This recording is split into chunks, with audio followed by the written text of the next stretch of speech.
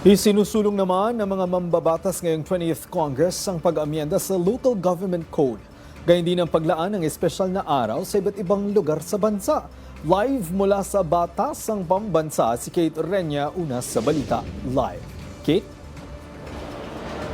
Greg, target suriin at irebesa ng mga mambabatas ang Local Government Code of 1991 para mapabuti ang mga pamahalaan lokal at mapabilis ang kanilang digital transformation lalo ngayon na sa modernong panahon na.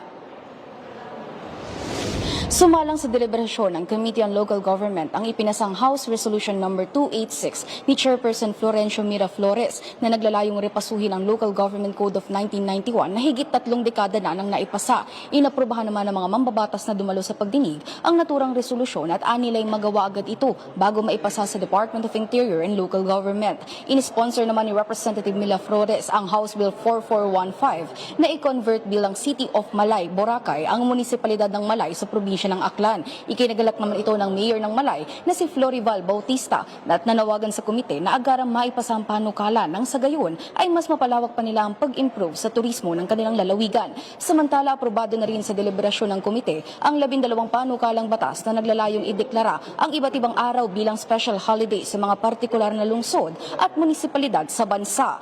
Ilan na rito ang House Bill 142 na layong gawing special non-working holiday ang February 13 bawat taon sa lungsod ng Parañaque. House Bill 585 na nagtatakda na maging special non-working holiday ang December 19 bilang Muntinlupa City Foundation Day.